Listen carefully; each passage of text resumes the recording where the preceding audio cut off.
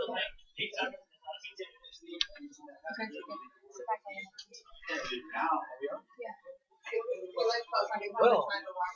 welcome back to the Chips and Salsa. Welcome back to the. Oh, what happened? Oh, welcome back to the Chips and Salsa show. We were just starting the show after the show, and I have here Miss Jorge and Alice, my co-host, and we have Rosita, fine Mexican restaurant here on Tempe Alpha University in Hardy. And if anybody would like to join us, you're more than welcome to come down here. This will be kind of a most Saturdays you'll see us down here after our show, doing our show, and I'll be drinking my margaritas. We'll either be here or the Mesa restaurant, so we'll try to show them love over there too. And we'll have guests here. In fact, our guests will be coming in a few minutes. They're doing a taping right now at our Tempe location. And you want to introduce who our guest are going to be? We can have a really good guest. We're so excited because here at this Tempe location, we met up with waiter Manny Hernandez a while back, and he told us he does stand-up comedy. So we thought that's really cool. We should talk to you about that. So he's actually working tonight, and he'll come by here in a minute, and we're going to talk to him about what got him into comedy, his experience here at Rosita's, how much he loves it. It's going to be really fun. In fact, I want to tell you, I love the salsa. This is my favorite salsa that I do. This is one that does not have cement. And I love it. It's more like what I'm used to. And Sonia likes me to listen. And who are the other guests are going to be? I think that Honey's going to be here. She'll make it in time. She's doing things short up. Honey Levin will be here. And we interviewed her on the show tonight. She will be called Chillin. And that is about politics is divided relationships right now. She did about 28 interviews on all political sides of the argument. People have gotten divorced over politics, believe it or not. And so she researched it and found out the differences of whether. And here's Manny. Speaking of Manny. Manny's come here. Really proud to see you. Let the intervention begin. This is Manny Gonzalez, right? No. Oh. Not everybody is Gonzalez. I know. Everybody seems to be Gonzalez on our program. And Hernandez, that's right. I win. So Manny Hernandez, he works here at Rosita's, fine Mexican restaurant. In fact, he's been here a few years, and he'll tell you right now. Manny, how many years have you worked for Rosita's? 3 months. No, I'm just kidding. No, I've been here just over a year now. Year and 3 months. I started November of last year. Yeah, I started November of last year. So it was meant to be. Okay, so this is your part-time gig. Is probably your first gig. Well, I've been doing stand-up for. Do you want to look at the camera? Look at you. You can look at the camera. The camera's What you're looking at seeing you. there is what's happening. I don't mind. And he made the margaritas, by the way. So Yeah. the American margaritas. American flag margaritas. American flag margaritas. So if you come to Rosita's in the future, actually American flag margarita, and if Manny's here, he'll make it himself. If not, the other bartenders that are here will make it, or the hostess that are here, they'll make it for you, and they all make it the same way. But Manny adds a little touch to it. I think it's funnier. comedian I think touch. it's funnier. Yeah, it's a funnier margarita. So And that's his third, by the way. Anyway, Ooh. so no, I've been doing stand-up 21 years. Yeah, this is my 21st year doing stand-up. oh my goodness. Well, I started young. I started when I was 14. Now, are you from the valley? Yeah, right down the street. I grew up in this neighborhood. Any comedy clubs? What do you mean? Have you been to? I hope so. I've been doing this 21 years, so I can't just do it in my bathroom. You know, I can't. Are you sure you haven't been? What got you into comedy? I was Besides just 7. being like, what, No, I was 7. you were 7? I was 7. I'm 7 years old. It was December 1987. My uncle, Eladio, takes me to the movie theaters for the first time. And he was like, hey, Mijo, what do you want to watch? I'm 7. I don't know. I've never been to a movie theater before. So I'm looking at posters. And I saw a poster of a black guy in a purple suit. And it just said, Raw on top, and it was Eddie Murphy Raw. So it was opening weekend. This is when Eddie Murphy's like Eddie Murphy. Yeah. And so you just want to go ahead and what is it? It's what? Yeah, that's fine. So I went to go see Eddie Murphy Raw. It was me. It was opening weekend, December, and it was like me and like 500 black people. That's what it was. It was at the Center Point or at Christown Mall at the outside. My favorite mall. Yes. And so I went to go. I sat in the front row because that's all I knew was when you go to a movie, you're supposed to sit in the front row. So I sat in the front. I sat in the back. He had no idea what Eddie Murphy Raw was, and You're 7. I'm 7. I'm 7. And how old are you? 7. So yeah, this would have totally just. It was insane. It was just, and I couldn't understand the jokes because I was 7. I just remember the impressions he was doing. He was doing like the Bill Cosby and stuff like that. And yeah, he was like, I would like to talk to you about the thing you say, and he was just doing the whole. And that, I was like looking at the people and the response. Like that's what I want to be.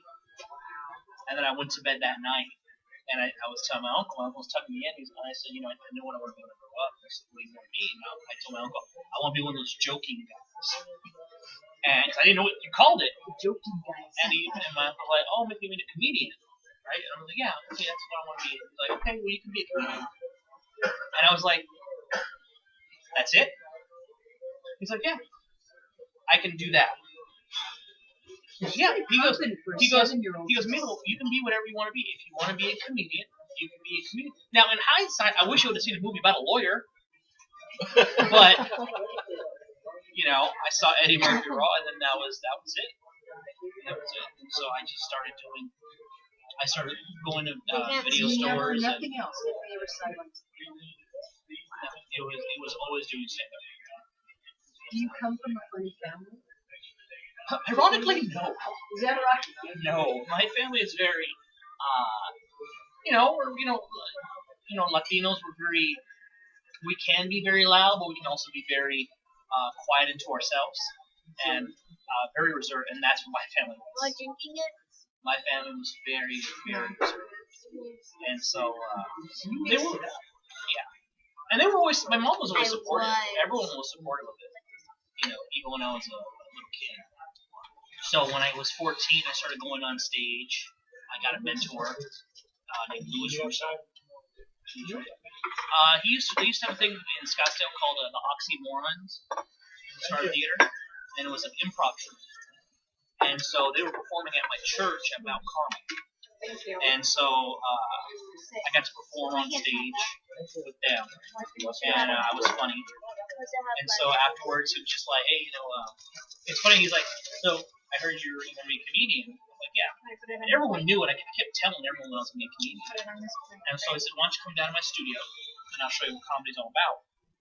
He gave me a flyer for his studio, right? So I threw it away. I was like, who is this old guy going to teach me about I know funny. I am funny. I'm 14, right? So all these are amazing. I'm interrupting for 2 seconds. This is like my favorite. This is one of my favorites. It's not a pizza. That's right. Rosita's exclusive. Do you make things? I do it all here. I do cooking, cleaning. On the weekends I do landscaping. This place runs a Mexican power here, Rosita. Nice job. No, our chefs make it. So Very nice. So when you do the stand-up comedy, how do you do one of your routines? how do I do it? You're sitting down. I'm a horrible writer. I am a horrible, horrible writer. Really? Maybe you should work for me then. Want to write some jokes? I just started lately. Right age. There you go. But so all my material. So here's my act. My act is very autobiographical. So I basically, if I'm doing like an hour 10, hour 20, then I just pretty much start from the beginning. So I tell you about me growing up, my family. Then I go into, being out on my own and being single. Then I go into me being married. Then I go into my divorce. then I go back to being A lot sick of again. comedy and divorce. Yeah, and so that's how I write. So everything that I talk about is real stuff. It's all true. But you don't realize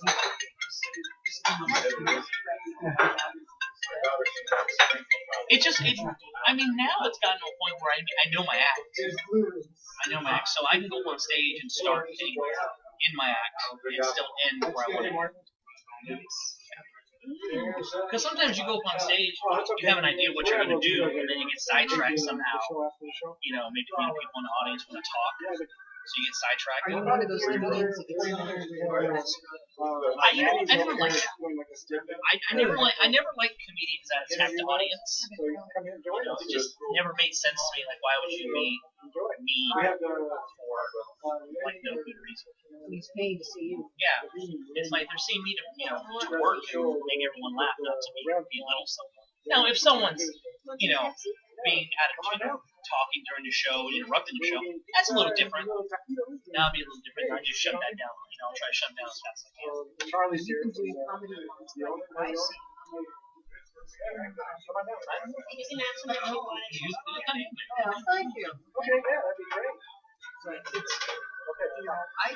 There's a lot of comedy I do. What's our lunch? It seems like it's more. It seems like it's sort of like a family act. Nobody goes see that. My show, the nice thing about my act is I can do my act in a church, and then I can do my act like on a Def Jam stage. So I can be like in Chicago, in like a bad neighborhood, or like club, whatever, and I can do basically the same act. I mean, I'll add more curse words, but that was the one thing Lewis taught me. Lewis always said, when you're writing your material, write clean. Because if you write clean, you can always make it dirty. But if you write dirty, you can't make it clean. So, yeah, that's really good. Which I'm very upset with Charlie. Well, because we're doing a weight loss challenge thing, and then Charlie comes and he makes this for us, and I'm like, well, of course I'm gonna eat it, but that's cheating right there, is what that is. You can't just. Those are the little tacos that Charlie's making. It's kind of like a red machaca tacos. It's like his own personal recipe. It's very good. I've had about 25 of those. It's very sad. Well, I've been eating all day because of Charlie. This is what Charlie does to us. Get his lane, Charlie. Come over here. Say hello. This is Charlie, the manager, Rosita in our Tempe location. And see, it's family restaurant. It's family. Everybody gets a certain magic laugh. I'm not wearing the Santa outfit. I'm not wearing the Santa outfit. Does he ever perform here at Rosita's? Every day. Comedy? That's the added bonus of the server. I get in trouble a lot. Manny is in the nature of what he likes to do. He likes to push the boundaries. So he doesn't get in trouble. You're getting complaints about too. I've had a couple complaints. You can't be a good server. So we decided. A year? Yeah, 2 months. We told the people that we're at Rosita's on Hardy and University at the Rosita's Plaza, and it's their. Would you call this your flag store or your flag restaurant, or both of them about the same? No, we always do more here. It's just the nature of where we are. It's a little more traffic. We have a lot more business during lunchtime. During the weekends, over to the store, pick up here for families. So they would be able to have dinner time. We have a few of business stores that just I love to find out. I mean, you know what I like best? What? Pixels. Do you like that one? I like the where the man goes get out of the car, and and he says to It's his a big son, family. You know, we have jazz musicians. It's huge. "Let's go down." About 240. So for parties and gatherings, you come to Rosita. And the food is delicious. You can see we're just scarfing our faces up here. And Martin will be here in a few minutes, and so will our other guest. And what? How many? Could you fit the same amount of people at the Mesa store? They're a little less, about 200. They're slightly smaller. But we did the Mesa store recently in the last few months this week. With Marta, to be able to accommodate more large parties. We used to have more booth setups around the interior. We just had just a big request for large parties. 20, 30 people. Buying chips things around the stores to accommodate more there. Here, I mean, we do 25 to 40 people right now. So, we have two separate rooms. Take one of those and squeeze it.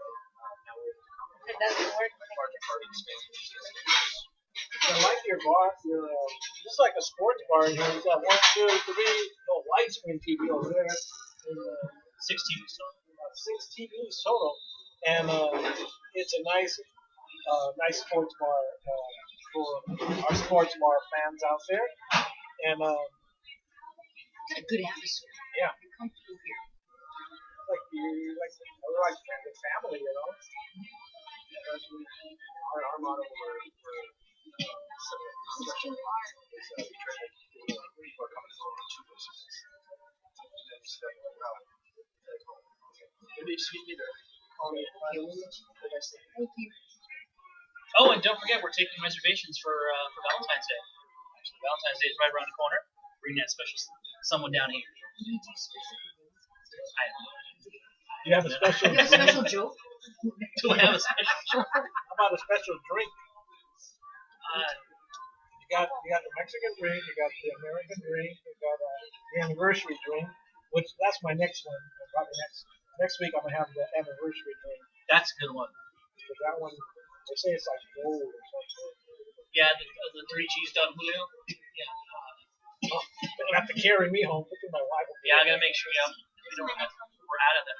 Maybe we have them back. We should probably have them back. Check. Now, man, you told us that you worked with some pretty good names too. Yes.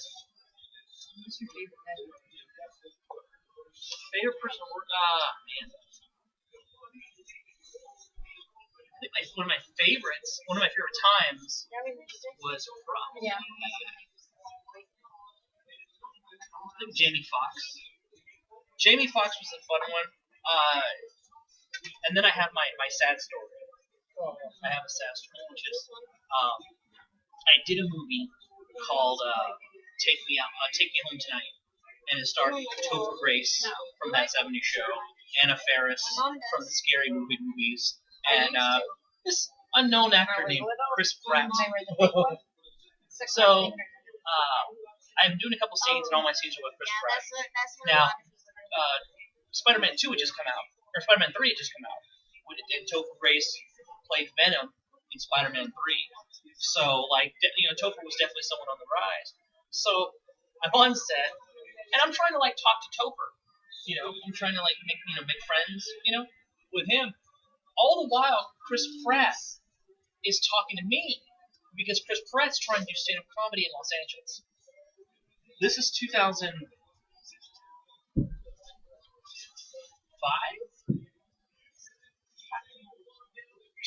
Maybe like 2006. 2006. So, Chris Pratt's asking me questions about doing stand-up comedy. So Chris Pratt's asking me, he's telling me jokes. Chris Pratt is running his jokes past me, and I'm just looking at him I'm like, no. He goes, what's wrong? You should really talk about your own experiences doing comedy. You should talk about your life, especially because stand-up isn't something you just pick up overnight. I started when I was 14. I didn't get good until I was 19. For 5 years, I was horrible. 5 years out. I'm still the only comedian in the Valley who's ever had beer bottles thrown at him. No. You know what happened was, quick side story. So Dale Earnhardt dies on a Sunday, right, on the racetrack. Tuesday, I'm in this total redneck bar, right? Just Harley Davidson shirts and NASCAR hats and mullets everywhere. And back then, all I do was impressions. That was my big thing. I used to do impressions when I was a kid. So I got on the stage. Now, mind you, I had jokes for this, but so I went up on stage. I'm like, hey guys, you guys want to see my new impression? Everyone's like, yeehaw, go ahead, brown man. And so I go ahead and I run around the mic stand 3 times, and then I crash into the wall. Now again, I had jokes. There were jokes after that. Never got to the "Don't you make fun of Dale, you son!" And then they started chucking beer bottles at me. Right? Yeah, it was so bad. Security had to. I'm 17 when that happens. Security had to take me out of the back. Oh yeah, I got real. It's so funny. But then I came back the next week. Came back from work. I came back from work, and so. But you could tell everyone was just looking at me like, "Don't do it. Don't you do it, funny man. Don't you do it, Brownie. Not today." So I went up on stage and I was doing it, and then I didn't do it. And I just did my other stuff. And they're like, yeehaw, he's back. And, Well, anyways, so I'm on set with Chris Pratt. Pratt's running jokes by me. I'm like, it's not funny. I'm telling this to Chris Pratt. So he's like, oh, wow. I was like, yeah. He gives me he's like, well, yeah, when you're in LA, let me know. I live in LA. Here's my phone number. Here's my email. Here's my thing. He gave me everything but a social security number.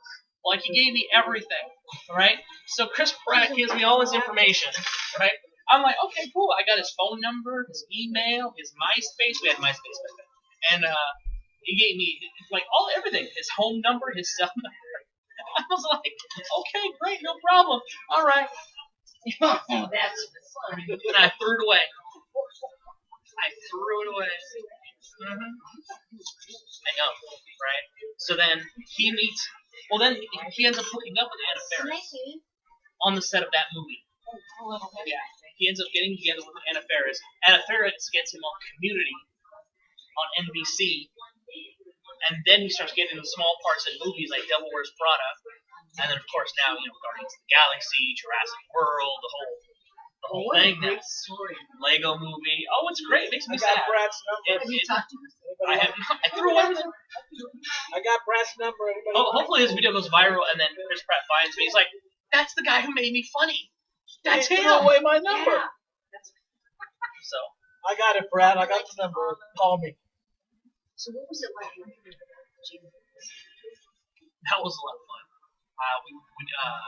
So I was doing a lot of extra work at the time, and I was doing The Kingdom with Jamie Foxx and Jennifer Garner, Chris Cooper, and It's a movie.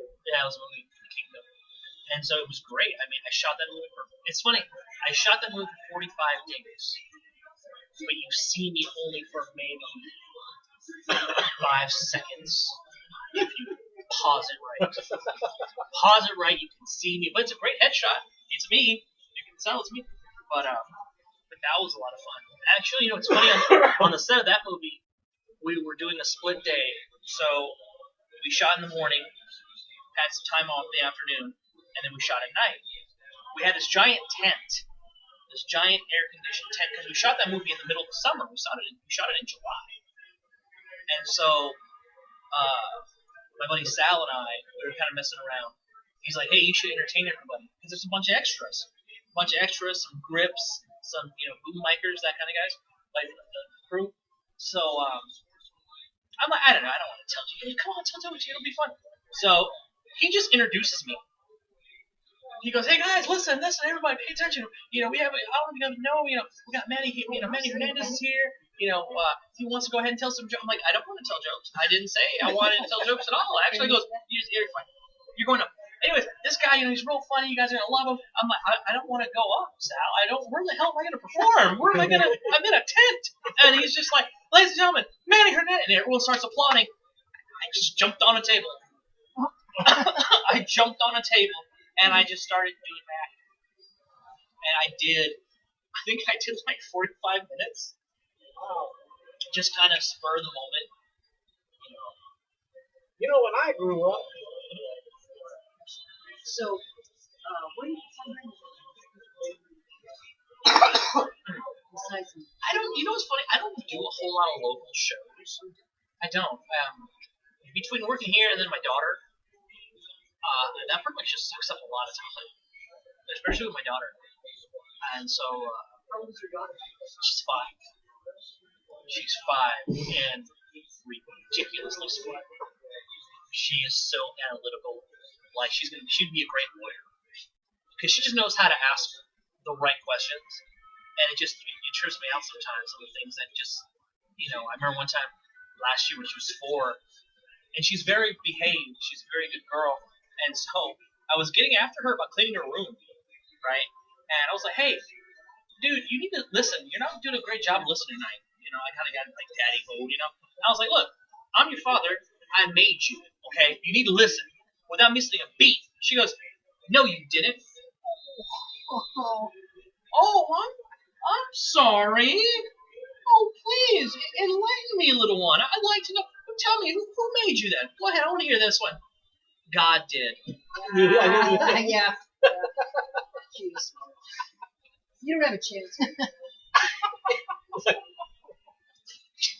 Clean the room. Just go clean the room. Like, what do you say? You can't denounce God to clean the room because then you gotta ask for forgiveness. Then you gotta go see a priest. Then you gotta say like 10 Hail Marys. Who's got time for all that? I was just like, dude, just clean the room. Just get like she. And I just walked out.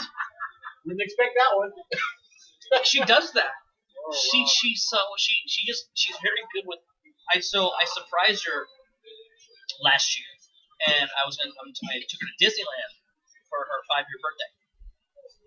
So it was this huge thing. We stayed at California Adventure Hotel. It cost me like $4,000 the whole trip. It cost me a lot. So I had to do a lot of work in here at Rosita's. A lot of overtime. You're really good. You're really I do well. It's not later. The service. The tips are good. I do well. And so, but I had to, $4,000 was a lot of money. I mean, luckily I did a show. I did a corporate gig, and that paid me like $1,500. So that really helped out a lot. So I'm working all the time. I'm hardly seeing Sophia. Right. And so I finally get the trip all paid off. Everything's good, right? And so, because the mouse makes sure you pay. The mouse would call me. I'm like, okay, it's a little late on payment. Mouse needs his money. Like, hey, come on, Mickey. Like, I'm just saying, Goofy knows where you live. Don't put Goofy on me, for real.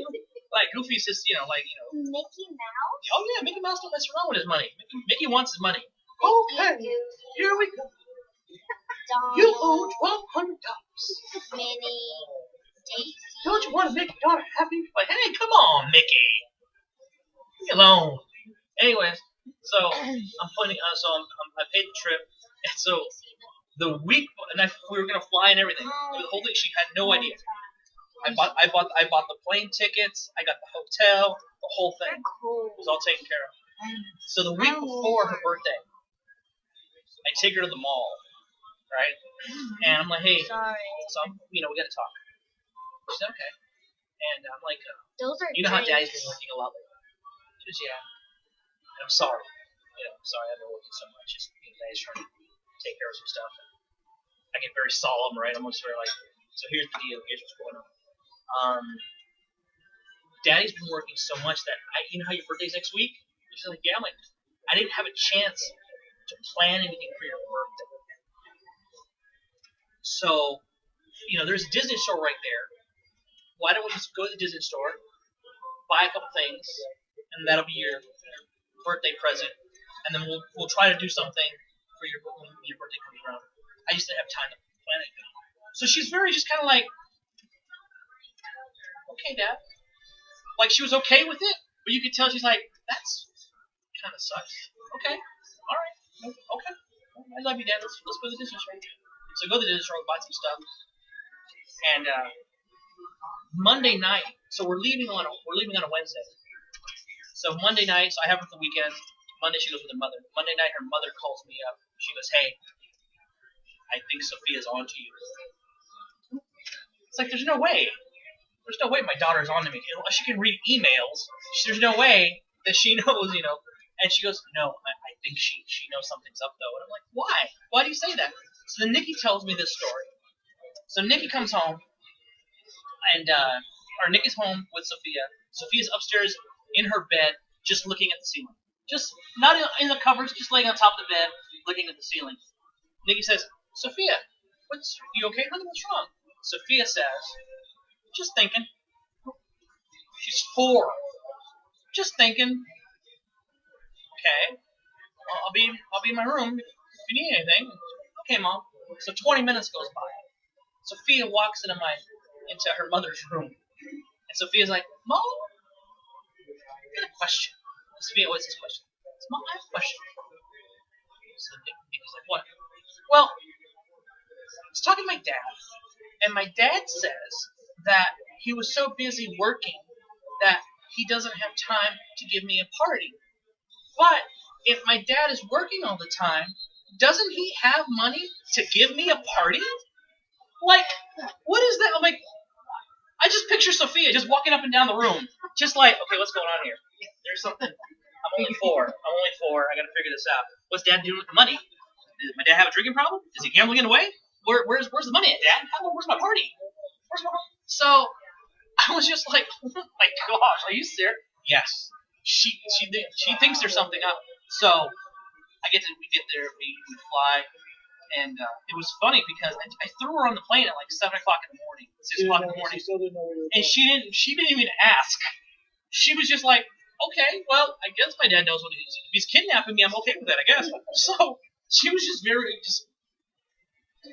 trusting, I guess. And so we showed up at LAX. The mouse picks us up, and I'm like, "We're going to Disneyland." She's like, "Disneyland, Disneyland, Disneyland," and then she's just, "Let's go." And then we went to Disneyland. It was great. It was a great trip. It was an amazing trip. I almost didn't come. I fell in love with Cinderella. I told Charlie, "I'm not coming home. Sorry, Charlie." Because I was with Cinderella, right? I'm with Cinderella, and the characters they're not supposed to break character, you know. So we had this love. Hey, how's it going? You want to sit over here? Are you ready? Yeah, Are you ready probably. for your check? You can sit over here. That way you can see everybody. Give me 1 second. I'll be right back. How's it going? Surprise, huh? Yeah, that's what's going on. Did you get my text? No. Thank you. You texted me earlier about a phone number. Good, how are you? Oh, we can sit over here? No, that's good. You sit over here. That way you can all get in shot. So don't I want you to be part of this. Sit over here. And then she can sit here. You can sit here. I'll sit right behind you. Sonia has this all figured out. Yeah. Then they sit up. Okay. Kinda. So where do you want me? Oh, okay. That's even better. You want me there? Okay, yeah. I'll sit there. Yeah, right here. Sonia's our director. You can sit right next to your mom. That's perfect. Okay, good. Perfect. Yeah, he's good. The Canadians showing us about his experiences. So what did James Fox? Here's a couple of more plates. Over here. I'll get another pizza and one of those. Count yourselves over the count. I was going to use one of those picture tickets. Would that be cool? Manny, we can get one more of each. And then Charles, your drink for Marty. One more of each of the margaritas? No, those things. And we'd like one of the Pizza. margaritas, just American margarita. Oh, no, I'm nothing like that for sure. Yeah. What can I get you drink? Can I get a Coke, please? Okay, we have Pepsi. Pepsi, okay? Yes. Pepsi. I would like just ice water for me. Okay, Pepsi water. See Chris, Ruben? seeing Maddie in action. Is Manny just super cheap? Works?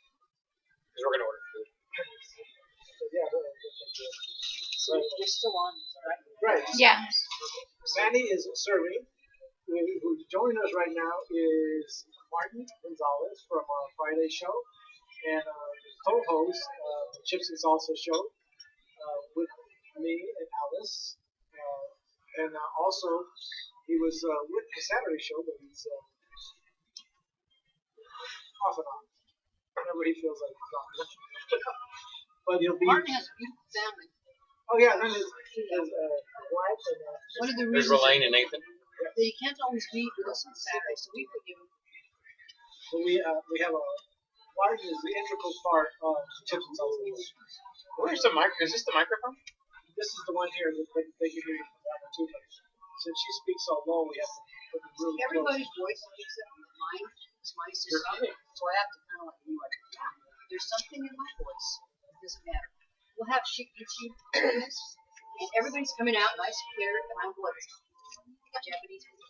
Except there's no voice. There's no sound. So I could pull up my phone right now and I could watch this streaming. Yeah. I'm going to tell you on the way over here to the Explain how to do that, George. So go to YouTube. Okay, well watch. This one tonight. We're gonna go to YouTube right now. And secret.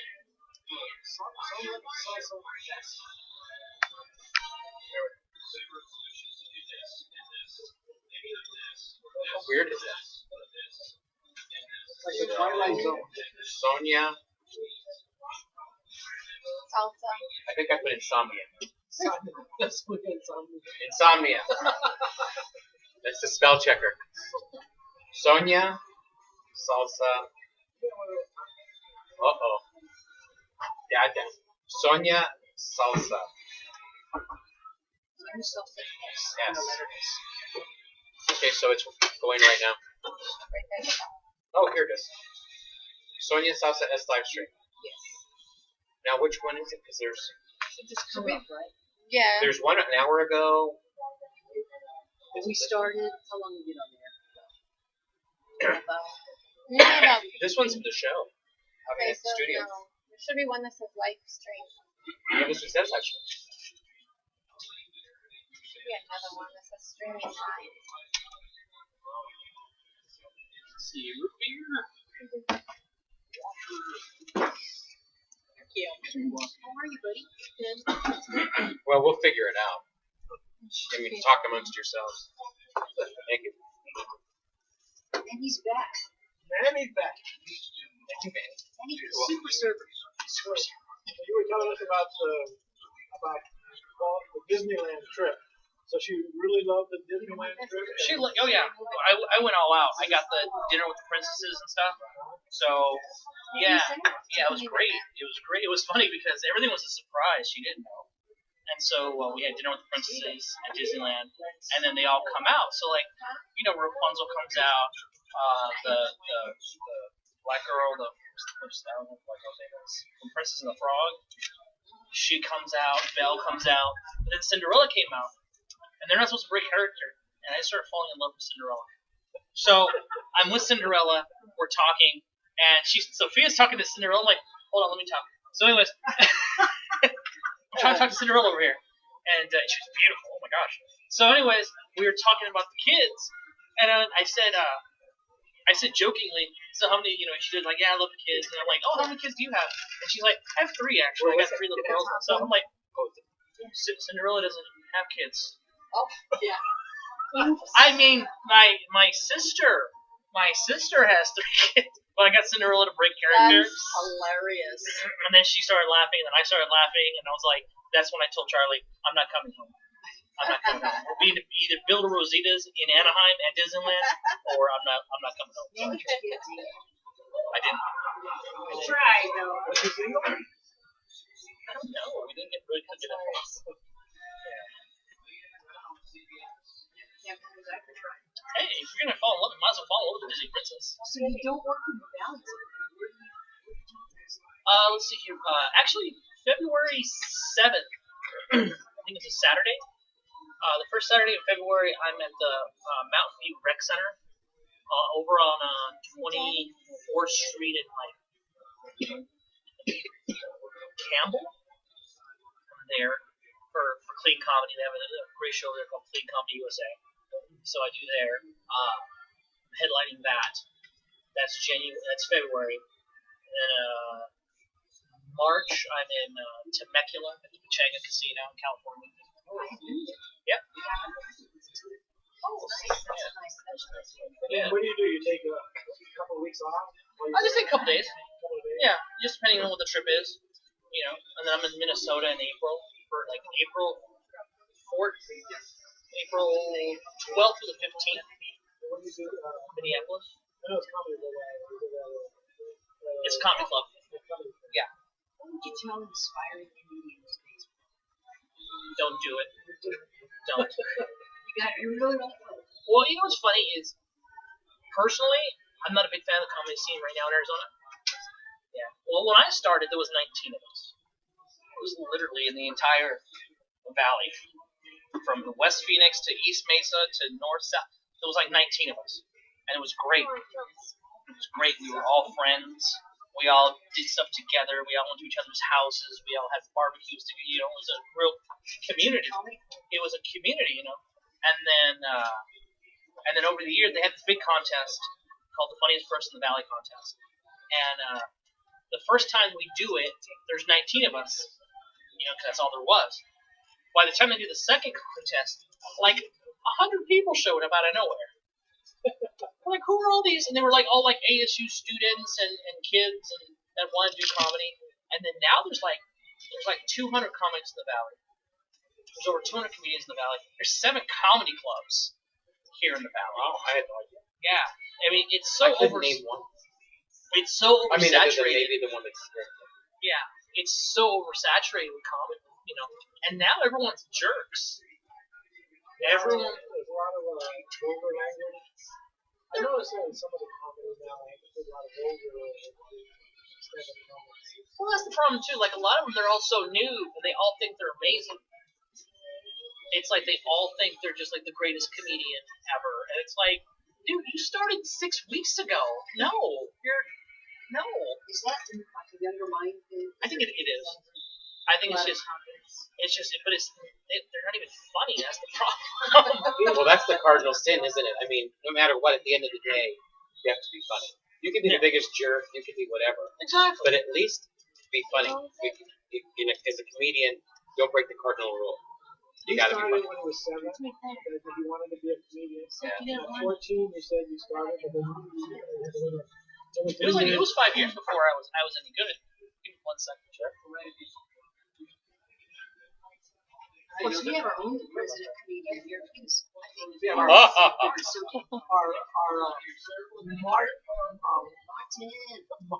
Martin is the homie, and he is funny.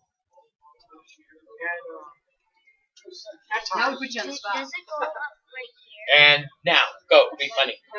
now be funny. This is really a treat for you all to be here.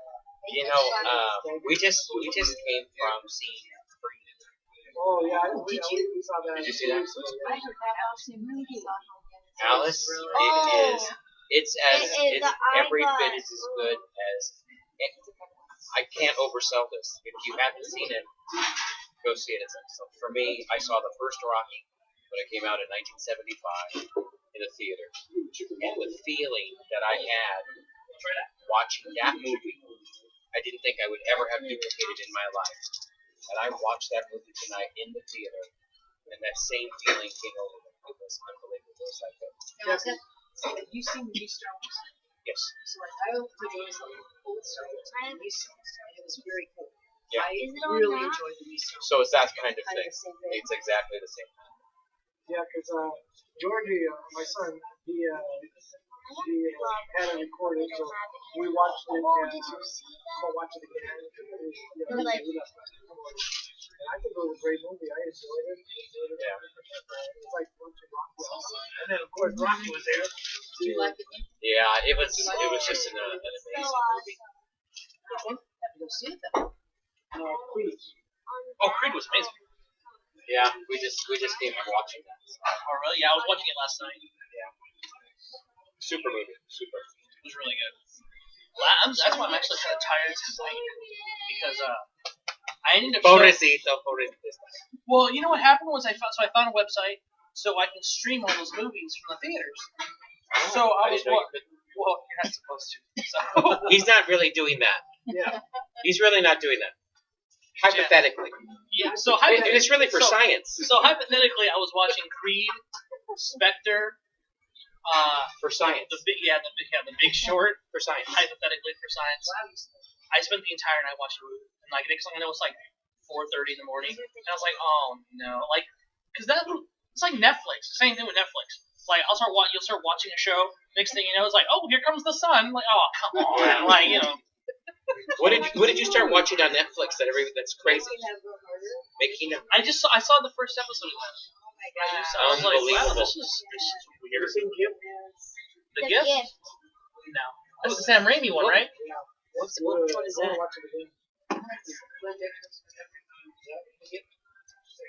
Which one is that? Did we see that? Is that like Keanu in there? Keanu Reeves. So when you make the movie, next week. Whenever they give me the money. The last movie he was in, how many days did he I shot The Kingdom for 45. And You were in Kingdom? I was in that movie. Really? Yeah. Oh, was that right? It was Yeah, one of the extras. Well, no, actually, what happened is it was a pickup shot. After they had finished their regular shooting, they had to go back and do a couple more things. It's called the pickup shot. And so I was hired to be in the scene where there's the FBI. I was in that scene with Jamie Foxx. And I was standing next to him, and he was walking down the stairs, and I stood there for like 5 hours, just as part of the background, really. Yeah. When you're an extra, that's all I was. Don't get me wrong, I'm not in the movie as a star. I'm in the movie as an extra. I'm basically a prop that walks itself onto the set, you know. So, but what was cool is like, you know, when you're a star, it's one thing, but when you're an extra like me, I was an extra in the movie, and they'll tell you, you know, don't talk to the stars unless they talk to you. You're not really here, you know. I broke that rule the first day. Did you? And so I'm standing next to Jamie Foxx. I'm like this, you know, just trying to be. I'm in a It's suit. hilarious because I'm bigger than Jamie Foxx. Yeah. He is like that. Jamie Foxx is like 4'2". Like he is like that. You'd think he would be really tall. Yeah. You would well, just but it's just hilarious. You're like, I could beat you up. Oh my gosh, I could just And so I'm standing next to him, and you know, I'm not trying not to say anything. And finally, he looks over and goes, "How you doing, my little Spanish friend?" And I'm going, "I'm doing good. I'm doing good." So, but I didn't know what to say to him. I'm going, "It's good," you know, because you know, there's like the director, and I can't think of his name.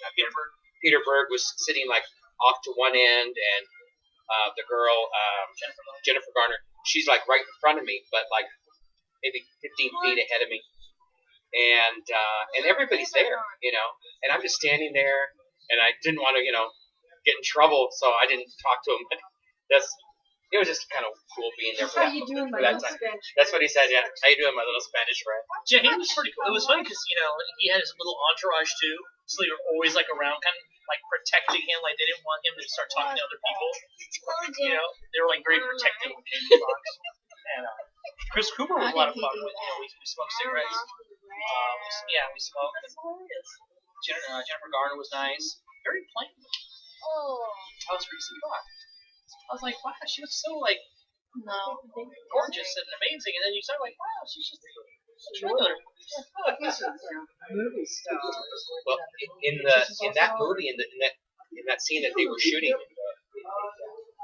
FBI Oh, in that conference room. headquarters, yeah, in that conference room. In the conference room with everybody's in there.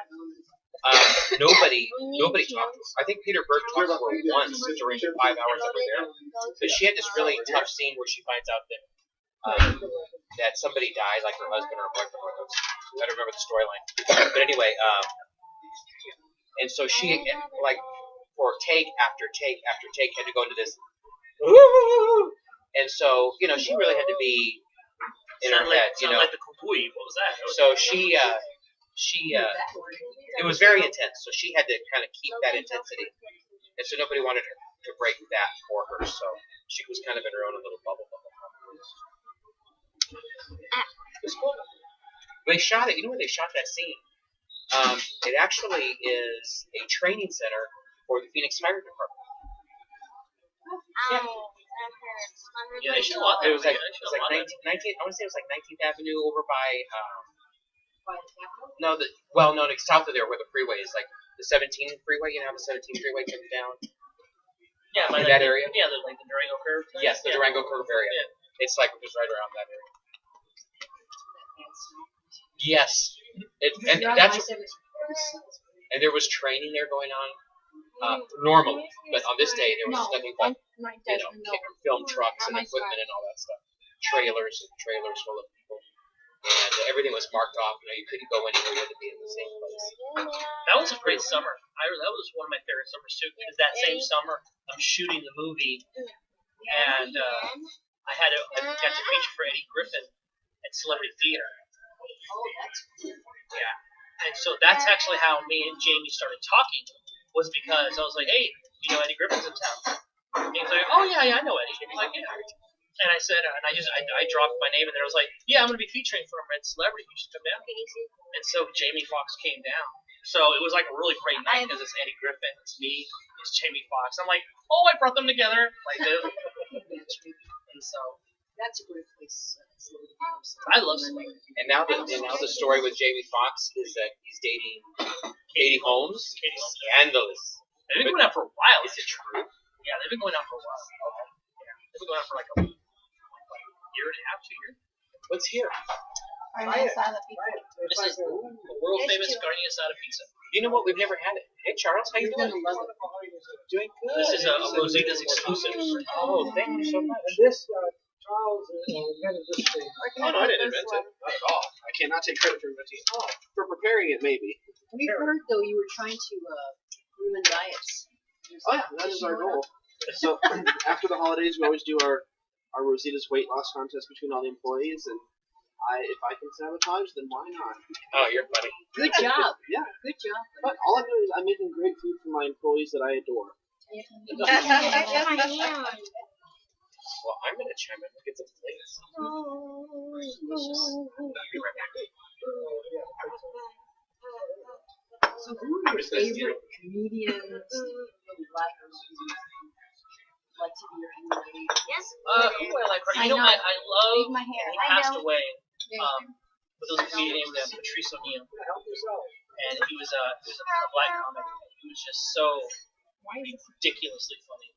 He was just, I mean, it was amazing. And then he passed away a couple years ago.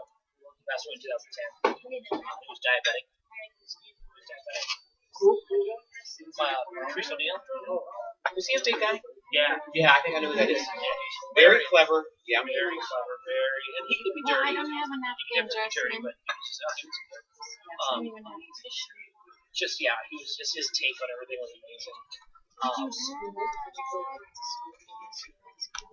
I did kind of because that's where I met Louis Russo.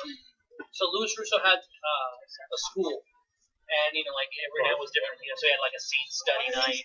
He had monologues. He had improv comedy. He had stand-up comedy, and then Fridays and Saturday nights he had shows. And so he was, that was the schedule. So I started when I was there when I was 14, and I wanted originally to go right into the stand-up. Oh no, are we shut off? Are we off the air? No. Thank you. And so I wanted to start off with the stand-up class, and Louis told me no. He said no. He goes, I don't want you doing stand-up right now. I want you to take the improv class first. And I didn't understand why. I was like, why? I want to go right into stand-up. He goes, because here's what's going to happen. You're 14, and you're going to write a joke that you think is hilarious for 14, and you're going to tell your 14-year-old friends. They're going to think it's hilarious.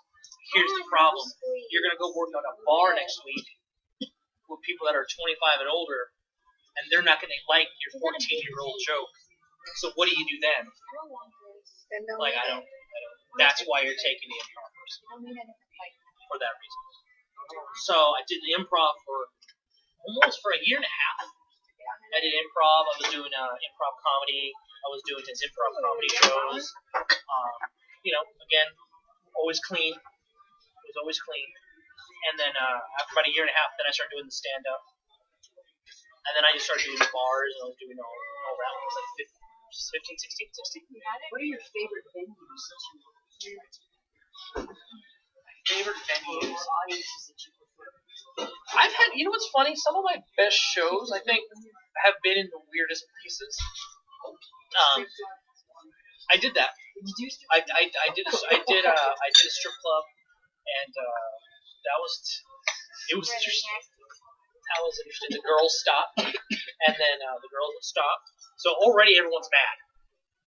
Everyone's like, "Why are the girls still like we're gonna do comedy?" Like, no, that's not why we came to this club for. That's not what we. We didn't come to that. We didn't come to that club. We didn't go to that club. We came to this club. We were little ears. But so yeah, I did that. Emma, she likes One of my favorite venues actually was there was a room in Glendale, and it was like off 59th Avenue in Glendale. It was called Haas Murphy's. And it was this. I've been there. It's delicious. Yeah, it had great food. It was this German place, It's right in Glendale. Yeah, and they had this back room, and in the back room, and it was this small little intimate room, maybe no bigger than this part right here at the bar. It was like this. It had a stage and a sound system, but they would pack it in every Saturday, and then I would just go in there, and it was just some of my favorite shows. I did really good shows in there. Matazel Casino in Payson. They used to have, they had a bar in there. It's remodeled now. It doesn't look the same anymore. But that was a small room, and it would be regulars, a lot of regulars, same people there every week. So it was great because it forced me to do like crowd work. It forced me to do a lot more crowd work, improv, and then I was writing as I was going. So it was a really great workout room for me, and I had great shows there. But yeah, I mean, like comedy club wise, probably my favorite club was probably Laughs in Albuquerque, because when I was 19,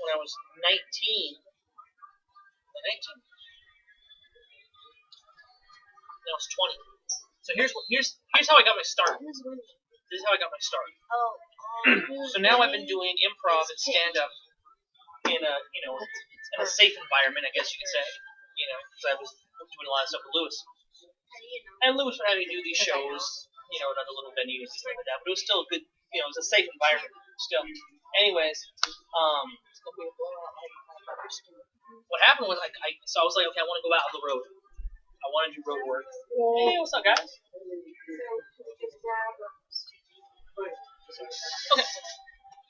So you guys can sit back here. He's one of the service related You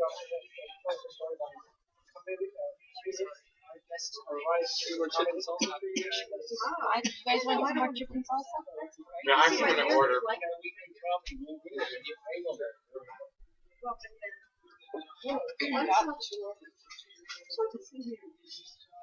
Thanks.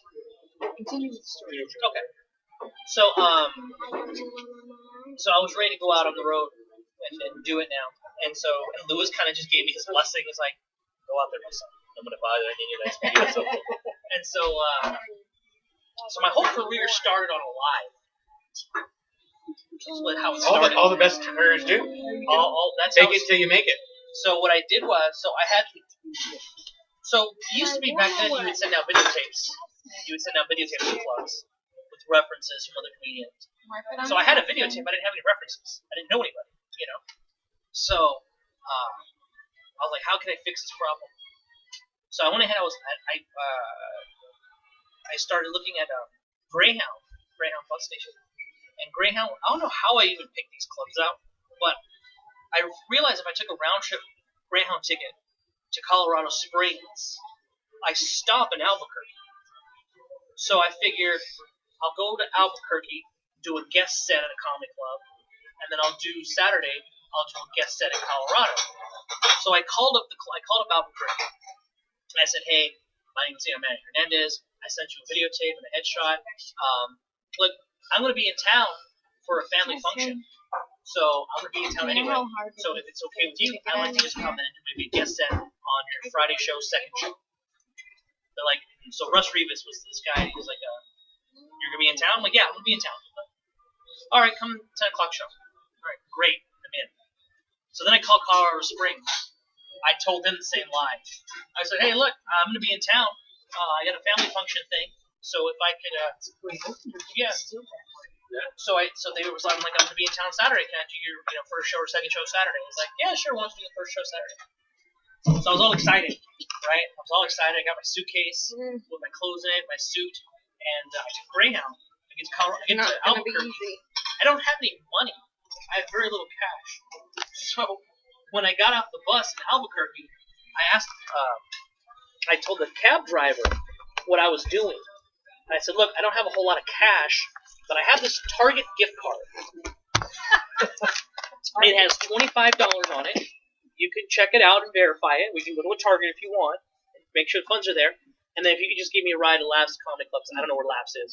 And the guy's like, are you kidding me? Are you serious? You're going to give me a Target gift card? That's all I got. I was like, okay. So we went to a Target to verify what they have money on, right? So he gives me a ride to the club, right? I have my suitcase. So I meet Russ Rivas, and Russ is like, it was funny because he's Mexican, but he talks like he's from New York. He goes, so, what's with the suitcase? Are you like a prop comic or something? What's the deal with that? I was all like, you'll see. It's part of the act. Okay, all right. Well, I'm not a big fan of prop comics, but okay, all right. So I couldn't tell him the truth, So I went in the bathroom. I changed in the bathroom, and I'm in between two shows. There's two shows on a Friday. Anyways, I meet Patrick DeGear and Joey Medina. Joey Medina had just shot the Latin Kings of Comedy with Paul Rodriguez and George Lopez. He had just shot them. And I'm meeting Patrick DeGear. So Patrick's like, what's with the suitcase and stuff? And I told him the truth. I said, I took a Greyhound up here. I told Russ Rivas that I was here for a family event, but I'm not. So I just took a Greyhound here to do a guest set. And Patrick's like, are you serious? You took a Greyhound bus up here to do a guest set for 5 minutes? I was like, yeah, I want to do stand-up. Oh my gosh. So the show's over. The first show's over now. I'm in between shows. Patrick tells Russ Rivas what I just told him. Oh no! Oh no! Patrick tells Russ Rivas, "Do you know this Manny kid took a Greyhound up here to do a guest set?" And Russ was like, "What are you talking about? He said he was here for a family function. What? That's what. Really? Are you serious?" So, and then he tells Joey Medina. So Russ is like, "Hey, kid, come here. Come to my office. Bring the suitcase." Oh, now I'm mad at Patrick. Like, son of a, are you serious? Like, my first road experience, and I just got turned on like that. What is that? So I go in the office, and Russ is like, okay, so tell me the truth. Are you for a family thing? Yeah. So I was like, no, there's no family thing. I took a Greyhound up here, and I took a cab to get here. He was like, okay. Takes out a notebook. I guess his notebook. So I have March 4th through the 9th open. Are you open? March 4th through the 9th? Yeah? Okay. I'm going to put you down. You're going to MC. You're going to be doing 7 nights. You're going to do Monday through Monday. I'm like, I haven't been on stage yet. Don't you want to see my act? I got an act. He goes, hey, you know what? Any kid that comes up here on a Greyhound bus to do a 5-minute guest spot, I'm going to give you a week. Oh, what a great story. So That's a great story. I leave the room. I was like, oh my gosh, what just happened? So I go in the lobby. I see Patrick here. Patrick's like, so what happened? I'm like, I got a week in March. He goes, you did? I'm like, yeah. He goes, oh, that's cool. Joey Medina's like, so is that true you took a Greyhound bus up here? I'm like, yeah. He goes, I have a comedy club in Corpus Christi, Texas. And I got some openings in April, like late April, with Alex Ramundo. Would you be okay with doing that opening? I haven't been on stage. Nobody has seen you work I yet. haven't been on stage. He goes, no. I mean, if you took a Greyhound bus to come up here and do a guest set, I'm gonna give you a week. That's you're showing a lot of balls by doing that. I'm like, okay. Amazing. That's Patrick DeGear's like, I got a room in San Diego. Can you do this room in San Diego in late February? I'm like, I haven't been on stage. Yeah. So I go up on stage. I do my guest set. It was a good guest set. It was really good, right? So Russ has one of the waitresses give me a ride back to the bus station, right? Because I got to catch the midnight bus to go to Colorado Springs. So I go to Colorado Springs. They tell me, it's so funny because I get off the bus. I was like, hey, I'm trying to find Academy, and I forget what the other street was, where it was, what the club was. And the guy's like, oh yeah, it's like 10 minutes. Sorry, 10 minutes that way. I'm like, oh, 10 minutes. Okay. I don't realize it's 10 minutes driving. Oh, you walk this. So I started walking. I walked for like 7 miles. 7 miles I walked. I was like, you gotta be... What? What happened in 10 minutes? I was full of crap. What the hell, 10 minutes? So I get to the club, right? I'm exhausted. I've been walking all day. I'm exhausted. I get to the club, and it's Larry Lee. Larry Lee is the owner. And I'm with my suitcase. And so Larry's like, Manny. I was like, yeah, Manny Hernandez. All right, cool. Hey, can you come upstairs and move real fast? It's okay. Sure. So I got the second week in March open for you. And I was like, I'm sorry? Russ Reeves called me last night. Oh my god. I was like, what? He goes, Russ Reeves called me last night. He told me you're taking Greyhound buses up here. He told me you're doing the first week for him in Albuquerque. I'll give you the next week here in Colorado Springs. I'm like, I haven't been on stage yet. That's a great story. And then that was it. Then I became the house MC in Albuquerque. And so I ended up like living like in Albuquerque for like a year and a half. I'm from Las Cruces. Oh. I love Albuquerque. It was amazing. It was an amazing time because what Albuquerque did for me. Because at the time, the Tempe Improv was the only thing here, and the Tempe Improv never supported local comedy at all. Never supported local comedy for a long, long time until very, very recently, like in the last 4 years. But back then, they did it. So Albuquerque gave me an opportunity that unfortunately Tempe never gave me. So I was always very grateful for that. So I was working. Then the ball was rolling, and I was doing 45 weeks a year for the next 9 years. So your humor, Martin Peter, Yeah. he does smell like a What is That's part of it. No, mine not. Obviously, I feel comfortable in there. Does that stay pretty well? Did you have to do it particularly? No. I mean, I had to add a couple new, vocabulary words. Chili's hotter than Which one is it? 839? But you know what? They love their green chili. They put green chili on everything, and they don't play around. I went to Baskin Robbins. I'm like, I don't need green chili on my vanilla. What? No. That's horrible. What? You're not gonna go to No, It was just. after this. They love their green chili. Actually, the northern New Mexico. Did you ever go south? I've been through Las Cruces. I've been all over. Through. The key word is through. As fast as you can, get out of Las Cruces. Oh, get out of here. I lost my mind in Las Cruces. I did. I was driving from Yuma, Arizona to Dallas, Texas. And I had to drive straight. I was doing a pre-4th of July show like on the 2nd. And then the next day on the 3rd, I had to drive from Yuma to go meet my wife in Dallas. So I drove 24 hours straight. And so I'm driving from Yuma. I get to Las Cruces, right? And a fly got in the car. So from Las Cruces to El Paso is about, 30 miles, give or take. So I'm putting the window down, trying to get this stupid fly out of my car for 30 miles. I couldn't get it out. The fly wouldn't leave. I finally said, screw it, you're coming with me then. So I rolled the windows up. The fly hung out on the dashboard. Now, I'm already driving. I'm like maybe 12 hours into this drive already. And I started talking to the fly. I gave him a name. His name was Murray. Me and Murray, we were talking, and I was interviewing Murray. And I was like, Murray, the lifespan of a fly is only 3 days. So when you're born, do you know that? Like, does it freak you out? Do you get scared? Do you get anxiety? Do you get fly anxiety? So I'm talking to him for like 6 hours. I lost my mind. So I get to Odessa, Texas, right? I get to Odessa, Texas. I gotta get gas. Now I don't know if I bored him or what the hell, but I opened the car window and Murray just left. Murray left in Odessa, and it was like that scene in Castaway, when he loses the soccer ball. I was like, Murray, no! I'm sorry, Murray. Bye. Have fun. Miss you.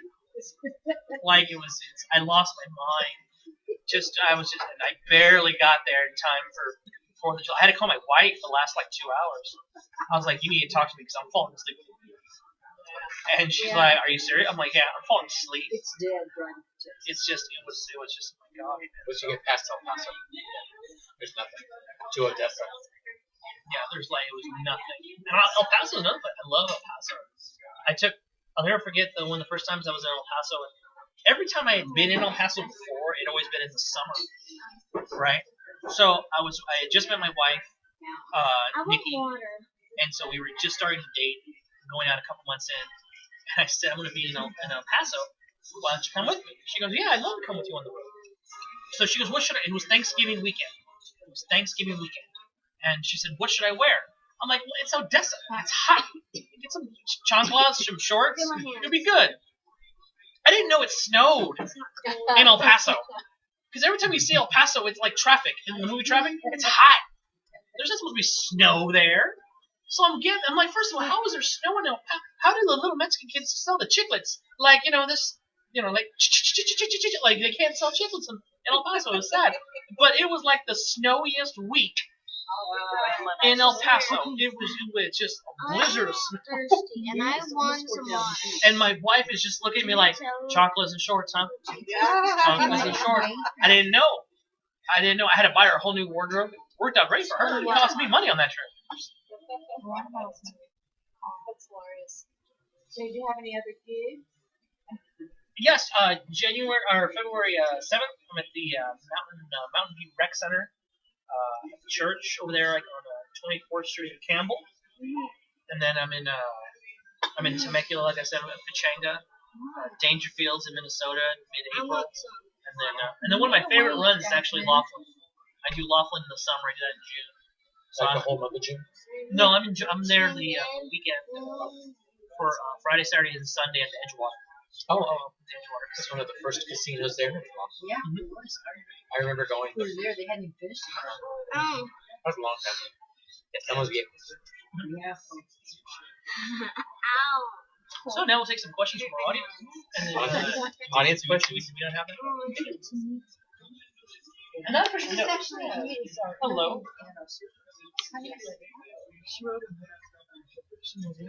Oh, the marriage book. Okay, all right. Is that what it is? It's a book of marriage. Yeah. Oh, inspiration for a friction. Okay, all right. You don't think you will? People that are on different sides of the political aisle are doing some good work. Sometimes it's great, sometimes it's Get here first. You're not. you don't really follow politics. I was never.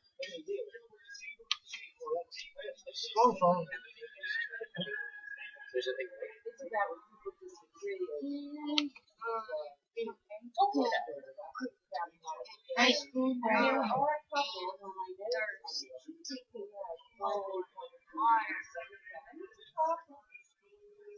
Yeah, I didn't see that, right? We don't relax. That sounds like white people problems right there. That's Really don't like like, you're a Republican, I'm a Democrat, we got problems, really. That's your biggest problem. Yeah, it's too bad that they make it. I know, it's like, that's your biggest problem. Do you ever do politics? Never really. Can you stop it? I was never really a big, I like watching that stuff, but I don't have the, I don't have the it's like, it goes back to like, I'm not a great writer. It goes back to that. Because everything has to happen to me first, and then I make it funny. But it's hard for me to sit down and write funny. So, Personal experience. Yeah.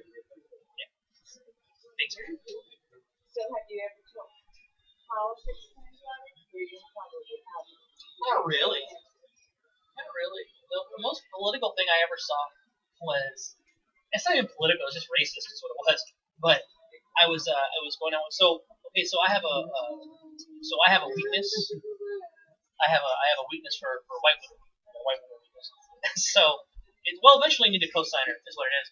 And so I was going out with this white girl, and I was young. I was a kid.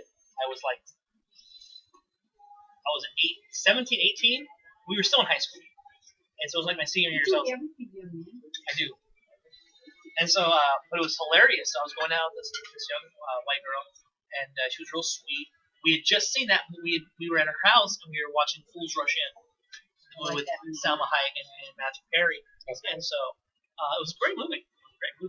And so it was funny because she came from a fairly upper middle class home. Her dad was a pilot for a Japanese airline, and her mom was kind of like a Susie homemaker.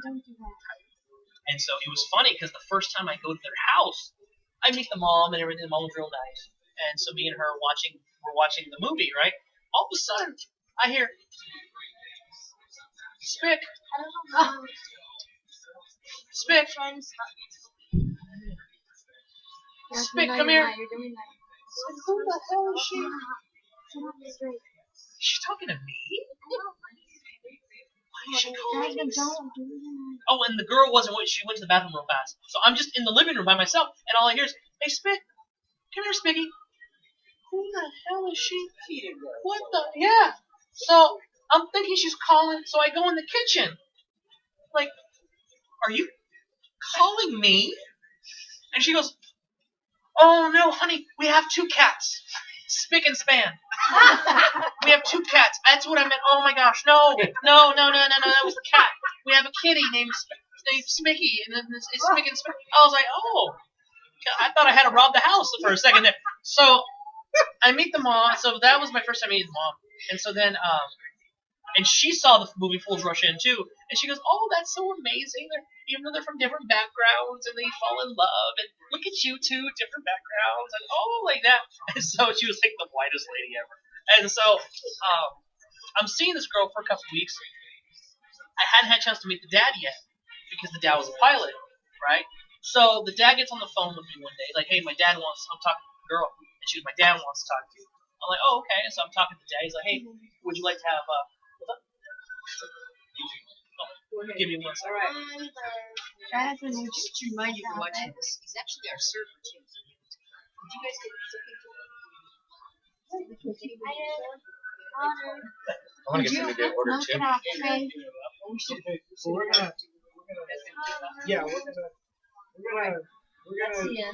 that's gonna be the end of the Chips N Salsa show, the show after the show, and tune in next week. We'll have another after the show here, and after our regular program on Saturday. And, Martin, any part of works is